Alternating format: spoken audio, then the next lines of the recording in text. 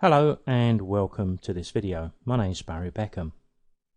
Over the years, the use of third-party filters has never had a great deal of acceptance amongst photographers, camera clubs, and certainly in competitions.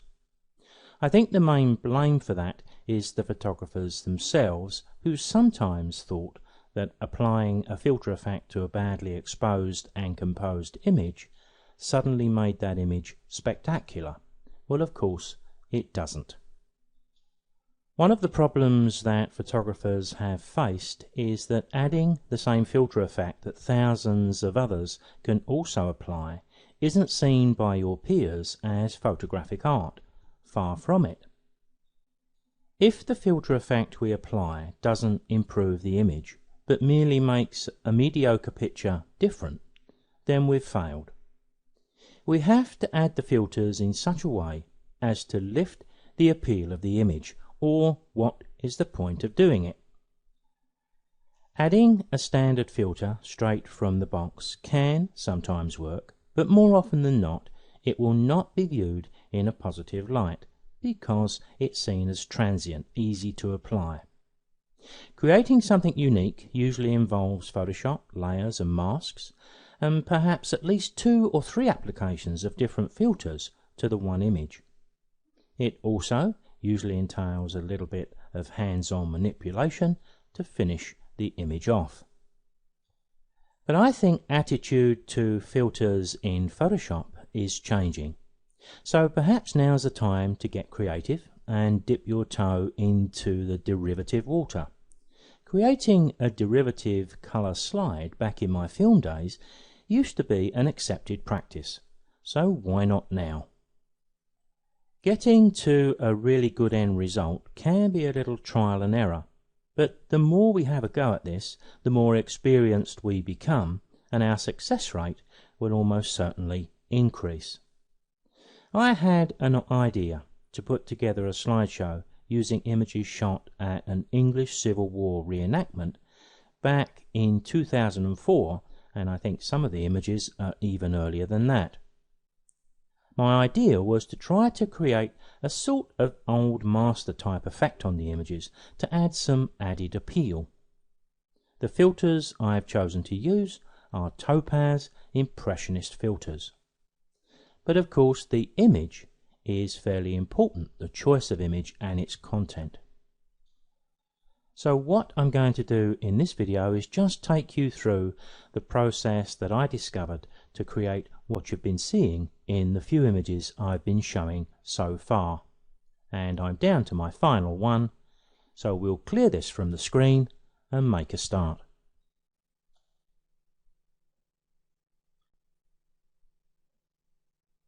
This is the image I've chosen to use for this demonstration. I've opened it up into Adobe Camera Raw because we're going to do a little bit of work on this before we start the filtration process. Now the image was shot with a Canon EOS 1DS camera a few years ago now, and I believe that camera recorded 11 million pixels, so not quite as many as the current cameras of 20 million and above.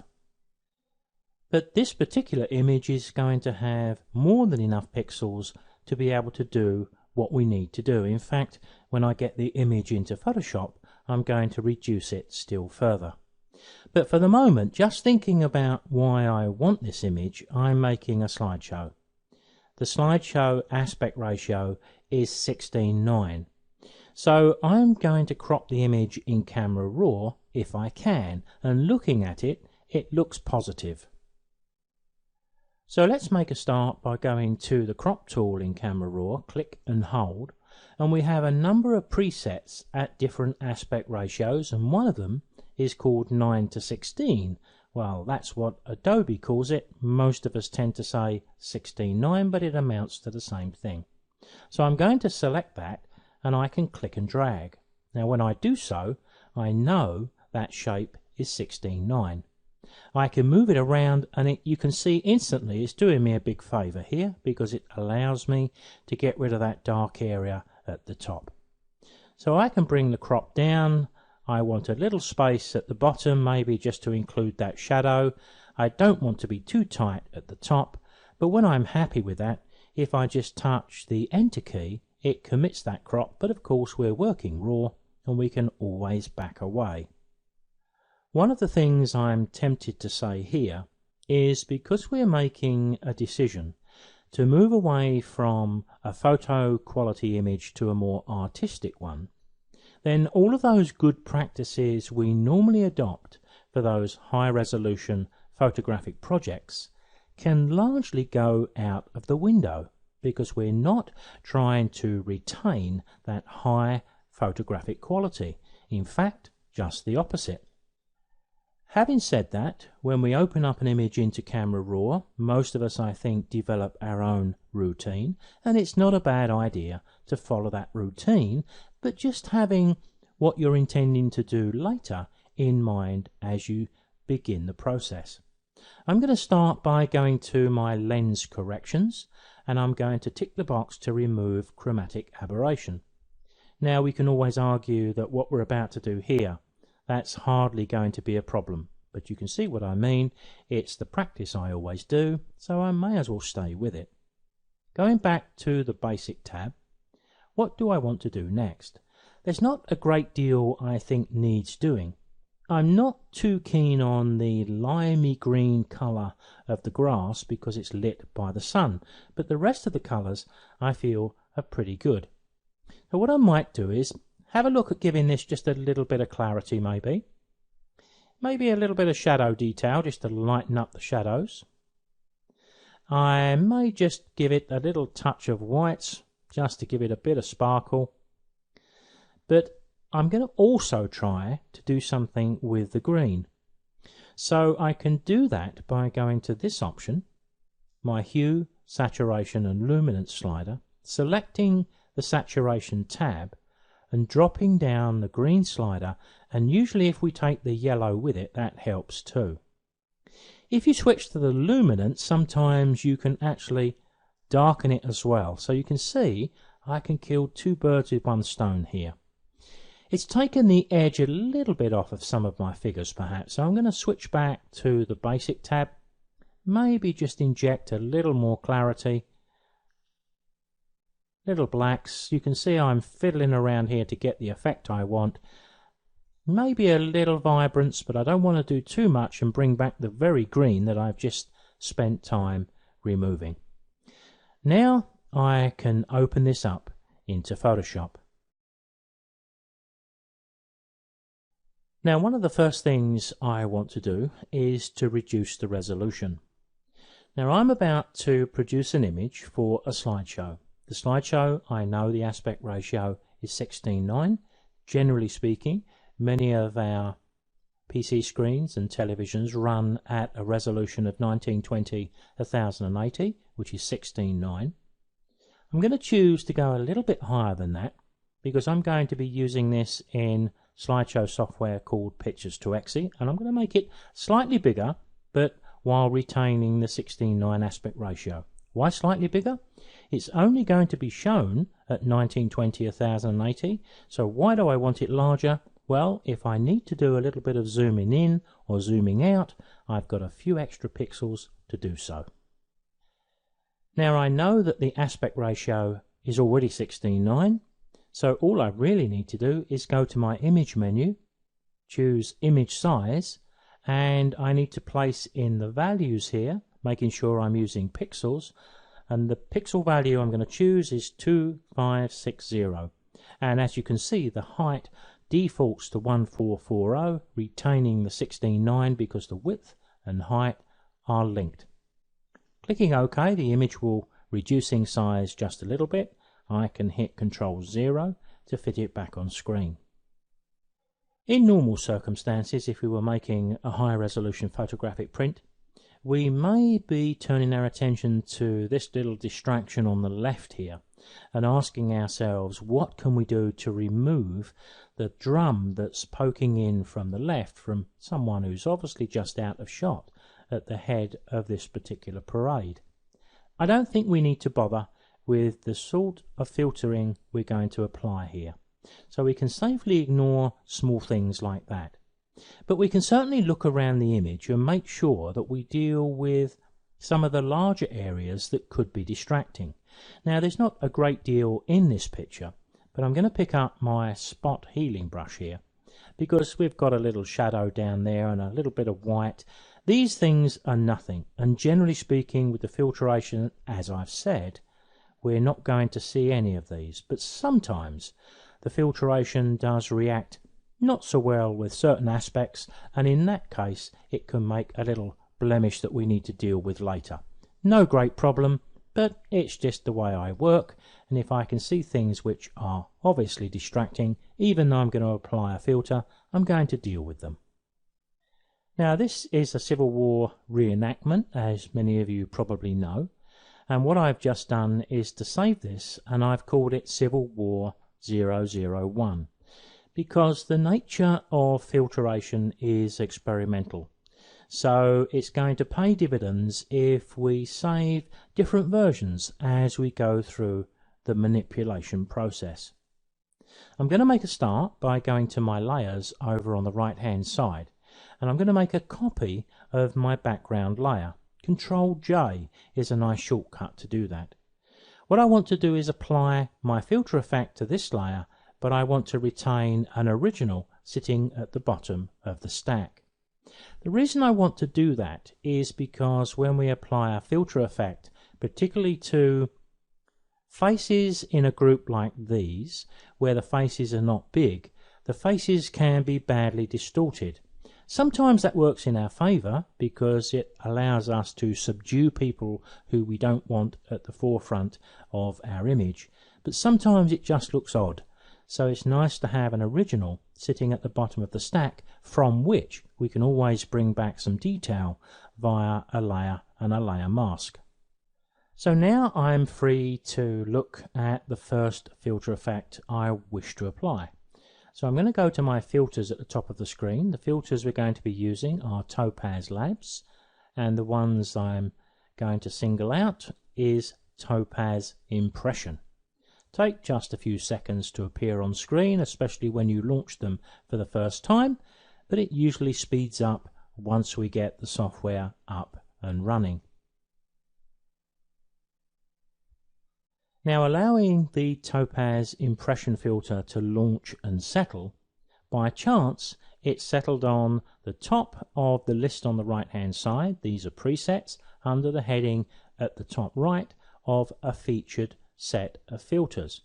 Now I hope you'll agree with me that isn't an uninteresting start to a manipulation of this type, and in fact I'm looking for something along these lines, something that has a monochrome look, something that's breaking up the image quite a bit, something I can bring some colour through. But let's not just take the easy option here. Let me take you to one or two of the other filters which I quite liked in a different set. So I'm going to go to my featured set at the top, click and hold, and select Ancient. Now what we have here is the preset of the first filter in the set called Ancient applied to our image, and we can just click down all of these and take a look at the effect. Now that one looks particularly attractive, but I'm looking for a lined version at the moment. But I may come back to that one. I like the look of that. I'm going to scroll down. The ones I'm really interested in is one of these four. So I'm going to use my down arrow here. There's one. There's the next. There's the next. And the final one. I think out of those, and we would get a result in any of these, but I'm going to pick this one. I'm also going to adjust it because these are presets. We can make an adjustment. I was going to try to do something with the edge effect here and see if I can actually darken it down, and if not, increase the contrast a little bit maybe. So if we click in this little symbol here, we get all of the options open, and there's a lot of them. But I'm going to take you down to the bottom because it's this one, the background color, that I want to adjust. I'm going to click it. I'm going to move over. I don't want it to be more colorful, but I'm going to try it and see how it looks darker. So I'm going to move over to there and click OK. Do I like the look of that? To be honest, I'm not too sure. I'm going to go back and click again. This is what I mean about filters being a trial and error sort of thing. Because I'm going to come back maybe the other way. I'm going to move down here. I don't want it too bright, but yeah, I think I'm going to live with that. I'm quite happy with that, so I'm going to click OK to open this up into Photoshop. Now, before I do anything here, I'm going to open up my levels. Now, you'll find the levels in your image menu. I'm going to use Control L to bring these up on screen, and I'll move them up at the top right so we leave most of the image visible. I'm just going to tweak this a little bit. I just want a little more impact in the picture, maybe something like that. That'll do. But now if I go to the layers here, you'll notice that we've got our filtered version, but we still have our original at the bottom of the stack. Now, for reasons I don't quite know, I've managed to drag my layers slightly out of my holding area on the right, but I'm using Photoshop Creative Cloud, and I can go to this option and I can reset my own personal screen settings. So I've just slotted it back in place. What I want to do next is to go back and select that other filter, the one I saw a few moments ago. To do that, I need to select my background, my original, and I need to make another copy of that. So Control J once again.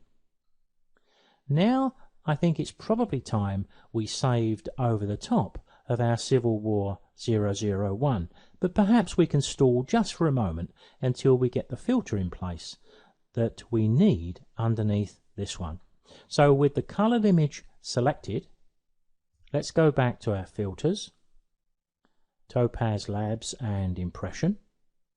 We know exactly where the preset is, and we were happy with it, or I was happy with it.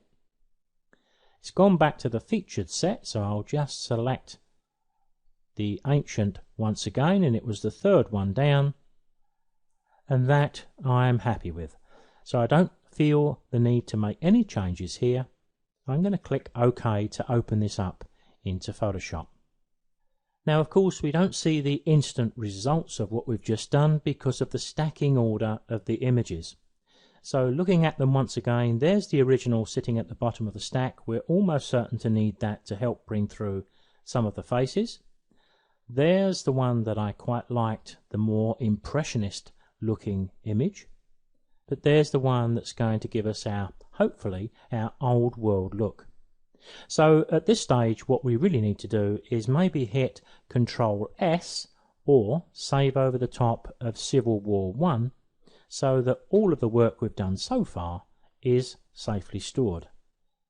Now this is where the creative work begins. There's no rights and wrongs here, and I always describe this as flying by the seat of our pants. In other words, we do what we feel looks right. Now we've got all three of these particular layers saved in our layered stack. What we want to do is to allow some of the colour from the layer that's sitting beneath this one to show through. Now what we could do, if we were perhaps creating an image for a different purpose, we could use that colour, that strategic colour, to emphasize composition. For example, if I pick up my crop tool and click so we can see the rule of thirds, if we were trying to draw attention to a strong part of the image from a compositional point of view, then it would be this guy who we would allow some colour to come through. But because I'm doing this for a different reason, I think I'm going to bring colour through from this guy, this guy, this guy, this guy, this guy, and this guy. Now we can see in the centre of the frame, pretty easy to see the outlines of the person, but we don't have to be precise anyway. Difficult to see them at the extreme ends of the image. But it doesn't matter. We can always mask more than we need and then mask back afterwards. I'm sure I'll demonstrate that. Let's go to our layers. Let's apply a layer mask here, and we do that from the bottom of the layer stack. You can see it's selected. What we can also do is pick up black from the bottom of the toolbox. We need a soft edge brush. I'm using my basic brushes. If when you select the brushes and you look at them up at the top left here, they're not basic, You can always get your basic brushes by selecting them from here. Click OK and they'll replace any of the brushes you had in there. By all means, try some of the more fancy brushes for what I'm about to do here, because you may stumble on something pretty unique. But I'm going to use a soft edge brush. I'm also going to look up at the top here at the opacity. I want that set at 100, and I'm going to click this little icon so I can adjust the flow of my brush using the number keys on the keyboard. So I'm going to use 0.5 to drop my flow down to 5%. I can use the bracket keys on the keyboard to the right of the letter P to increase and decrease the size of the brush. And now I'm ready to do some work. Remember, no rights and wrongs here, and also there's very little risk because we're working with layers and masks. So I'm going to start to bring through some of the colour that I feel needs to be brought through.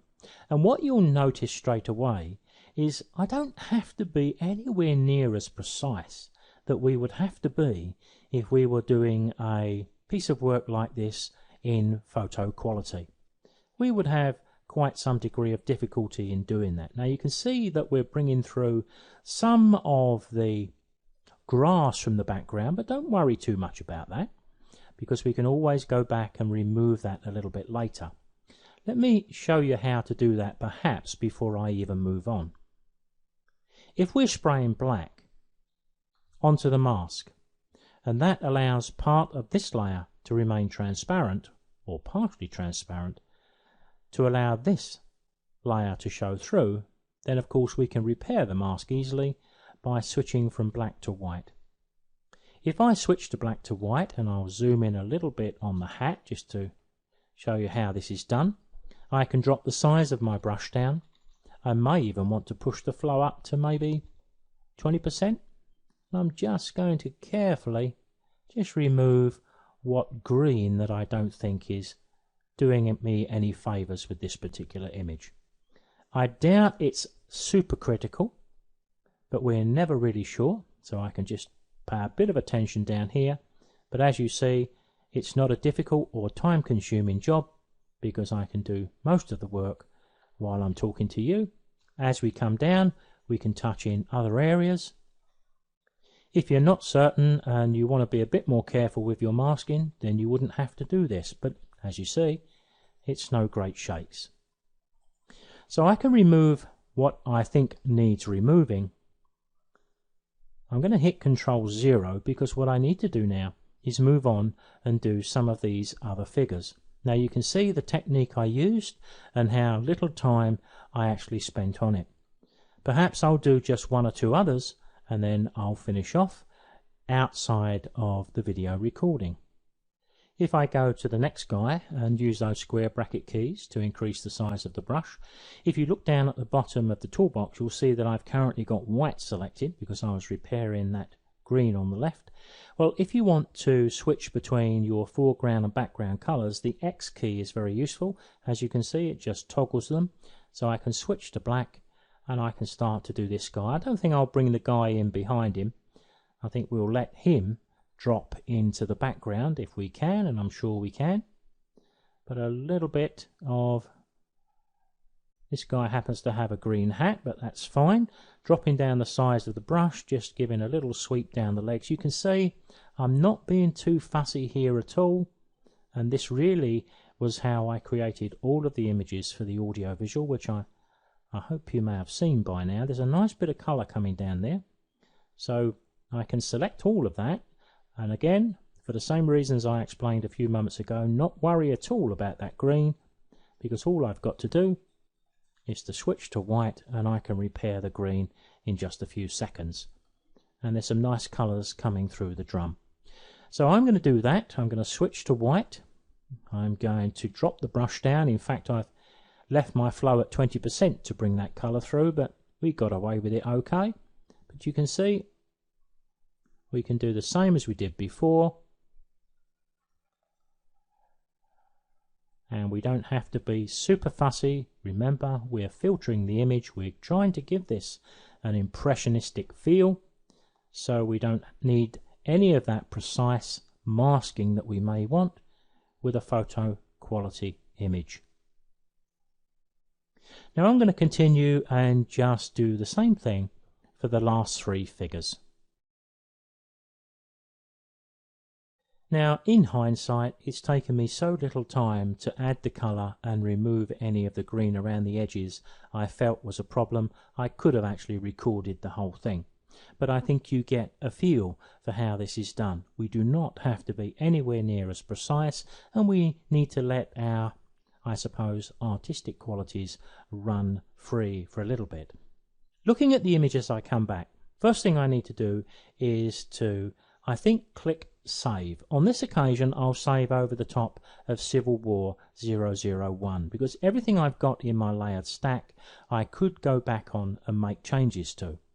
But there is one part of the image that's already now beginning to annoy me a little bit, and that's the guy in the background who's got a big feather on his hat and it's sticking up at the back, and I want to get rid of that.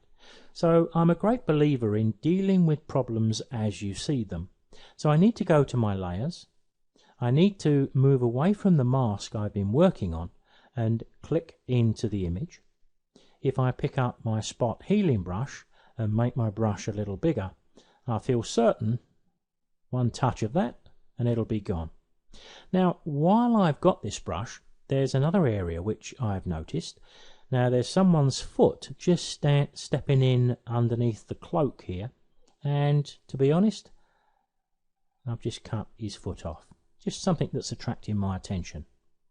Now, I'm looking around the image with a critical eye, and I can't really see any more problems that I want to deal with. I'm quite happy to move forward from this particular point.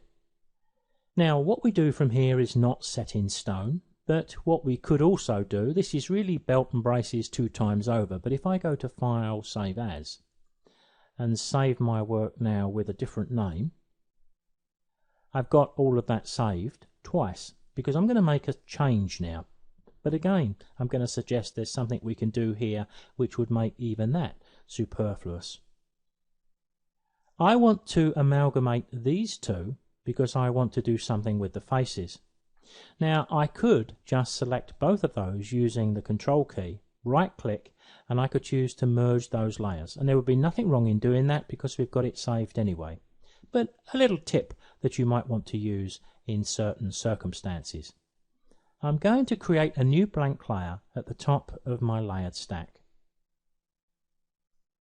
I'm going to turn off this layer so I've just got these 2 selected. If I hold my Alt key while going to the top right of the layers and selecting Merge Visible, what Photoshop does, it takes that layer and that layer, which are the 2 we've been working on, and amalgamates them into that layer. So I can turn these 2 off. They're not required for the moment. Because what I'd like to do is, I think, 2 things. First of all, I'd like to look at the levels of this picture now. I'm just going to hit Control L to bring up the levels. Just going to have a little tweak around to see if I darken it a little bit. Do I like the effect? Does it need any lightening here? Well, you can see we're all going to choose something different, but I'm reasonably happy with what I can see there, so I'm going to click OK. Now I'm going to go back to my layers and apply another layer mask here. To make it a bit more relevant, let me remove that lock and move that layer up. So if you think of the bottom 2 as our insurance, what we have here is our filtered image sitting over the top of an unfiltered image, because what I want to do is to select my mask and I want to bring a little bit of detail back from these faces. You can see they look a little bit odd, don't they? Now let me start with the guy on the right hand side, and I'm going to zoom in a bit on his face. If you're wondering how I'm managing to zoom in without going over and selecting the zoom tool, whatever tool you've got selected, if you hit the Control and the spacebar key together, you can see the zoom in plus mode appears, and if you touch the Alt key with that, you get the minus zoom as well, so it's very convenient. Looking down at the bottom of the toolbox, you'll notice I've got white as my foreground color and I need the black, so I'm going to hit the X key. I'm going to pick up my brush again. This time I'm going to drop the flow rate down quite low to something like 3%. I've just hit 0.3 on the keyboard because I've got this little icon checked and I can adjust that with the numbers on the keyboard. I need to be very delicate because I want to bring back some of the face so it doesn't look weird and odd, but I don't want to bring it back so we then start to get it looking odd for a different reason, and the reason is because we've got photo quality mixed with the image that's filtered. That one works okay. Just a couple of sweeps over here just to bring a hint of the face through. Nothing too much, but just enough, leaving a bit of texture there. Moving across, I can do all of these. This one probably needs a little less. This one looks rather weird, and I've got a little bit of green around there which I may actually deal with in a moment or two. And this one as well. There you can see it, that's coming through. And finally this one, which doesn't take very long at all. Need a bit more on this one just to bring the features because his face is looking to the left.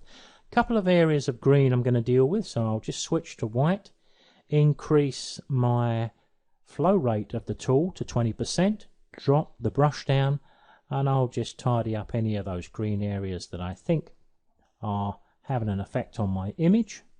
As I said a number of times, I don't think they're really crucial, but sometimes they can be a little distracting. This one's probably the worst of them.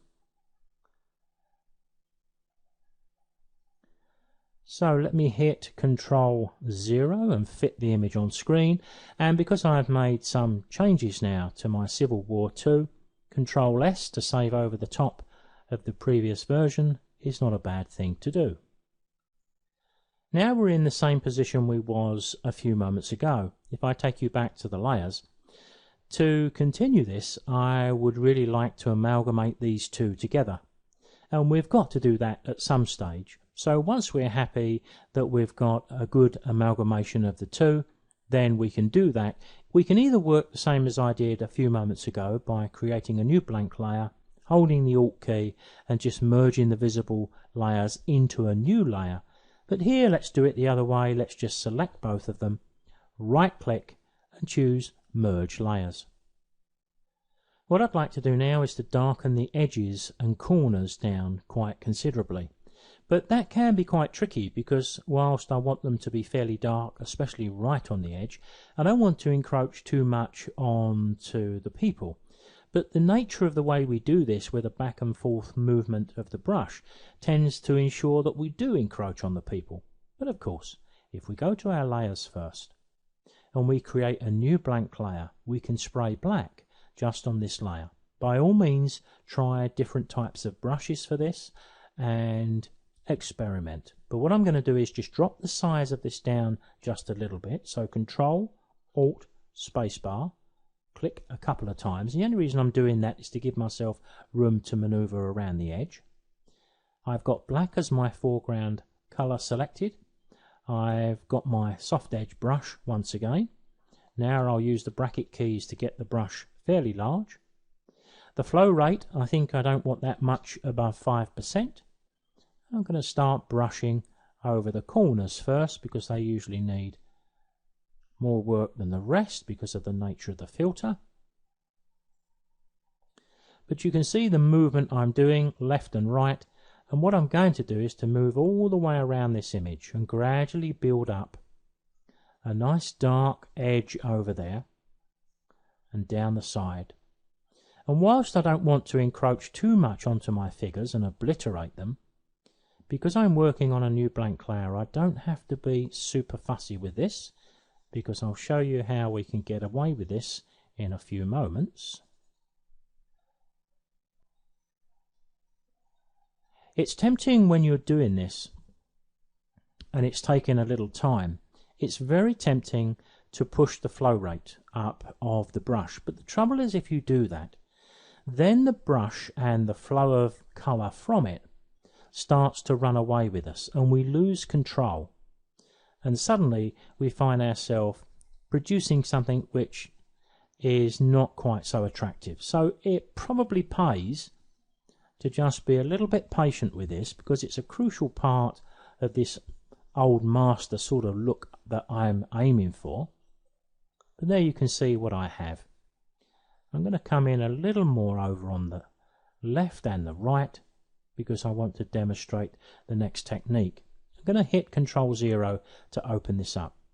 Now the reason I've placed that shading on a new layer is to give me control. We could have just painted it straight on the image, couldn't we? But if I go back to my layers now, if I've got certain areas of that shading which is encroaching too much on my image, all I need is a mask again.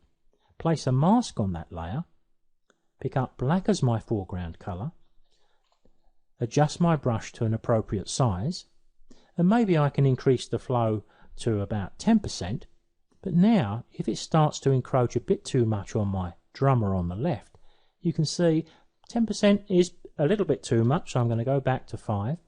You can see that I can alleviate the shading just in those areas where I don't want it. We've got a nice drum on the right, so you can see the flexibility we have by working in this way. Now you'll notice there are one or two little spots and blemishes around the legs of the people, and what I've just done is to save this as Civil War 3 because I'm getting to the stage where I'm quite happy to go up here and choose to flatten all of those together, and I don't need the previous ones because we've got them saved. Then I can pick up my spot healing brush. I can zoom in on any of these final areas where I think I need to do a little bit of work, and I'm a little bit fussy and finicky about these things, but I'm also well aware how highlights can affect an image, and it's only when you see an image where all of these highlights have been corrected and then you can switch them on and off or look at a before and after that you realize that they actually do more damage than you probably give them credit for. So there's just one or two here, nothing too much to do. Now one of the last things we can do, when I applied the color filter effect, we got a bit of texture, and we can see that probably mostly in the lighter tones. Sometimes we may want to apply a filter effect, a texture effect to the image. Now we can do that on a new blank layer too. If I go to the top of the screen on the left, choose Layer, New Layer.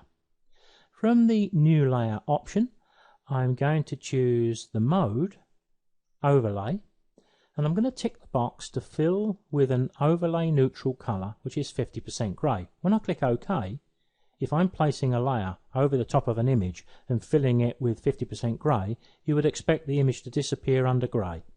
Nothing happens. But when we go to the layers, we can see the grey, and if I turn off my image, we can see the grey then. It's solely because this grey is being blended with this image via overlay, which gives us the opportunity to apply our texture to a new layer. There's lots of different texture effects you can find on the internet, but let's keep things simple by going to Filter, Texture and Texturizer from the Photoshop versions. As you know, we've got Brick, which is not really suitable for what we're doing here, Burlap, which is probably the one I'll choose, we've got Canvas, and we've got Sandstone. Let's choose Burlap so it's easy to see. I'm going to put the scaling up as high as I can get it. The relief, I'm going to keep it delicate, 1 or 2. Let's go with 2, and the lighting, top left or bottom left or top right, one of those to give us the up and down shape, and click OK. Now if I zoom in over here, there you can see the texture, but it's applied to the whole image, and we may only want it to be applied to the outer edge. And this is why we produce these things on new layers, because once again we can put a layer mask, pick up black, pick up our brush, make my brush nice and large. This time I'll push my flow up to about 30%, and I can mask away the texture around the main figures, just leaving that texture around the edge. Freedom to create is what the layers gives us. Now at some stage, of course, we would probably even save this again as Civil War 4. Why do we keep doing this? Well, it's not uncommon, to be honest, to do something on Monday night that looks great. And when we look at the image on Tuesday morning, we wonder what possessed us to apply that filter effect. Well, isn't it nice to be able to go back to just before we applied the effect and drop that in the bin. But here I'm quite happy with it, so I'm going to choose to flatten the image. But just to finish, I'm going to suggest there's one little tip you may want to use, and it's more relevant when we're using filters like this, and I had to use it a few times producing the images for my audiovisual. Create a new blank layer over the top of your image, because sometimes when we're actually filtering an image, like we was talking about the faces, certain areas can be obliterated and you can lose sometimes some important detail you'd rather like to keep. Now there's not a great deal here, but maybe I can just demonstrate this on the legs of the guy on the right. Supposing we wanted to bring the edges of these legs through just a little more strongly. Well, I've got black as my foreground colour. I'm going to choose my pencil this time. I'm going to use an opacity. We don't get two options here, just the one. So I'm going to drop that down to 50%. Let's have a look at my brush size. You can see the brush size there. And what I could do is just have a go. As soon as I've started to do that, I've realized that my opacity is set far too high. So I can use my undo history here to back away and to drop that opacity down maybe to 30%, and maybe even bring my pencil down to a slightly smaller size.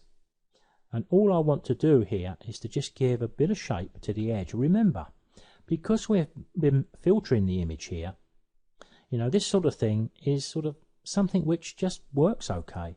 It's not a great problem, but we wouldn't think of doing this on a photo quality image. I got it a bit wrong there, not concentrating, so Control Z. Get the image much bigger. I'm trying to do this a little bit too quick, really, I think. But you can see I just want to follow the edge of the leg just a little bit, just to give it a little bit of density, not much, and when we zoom out it just looks pretty good.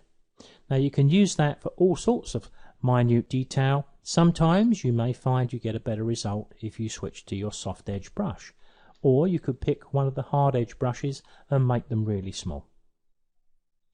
But I like the result of this particular image. The one thing we need to bear in mind, of course, is we're not looking at this at 100%. If we select the zoom and hit 100%, there we can see the sort of quality of the work we have, and we certainly have created a good and, I hope, unique filter effect which has the look of an old master.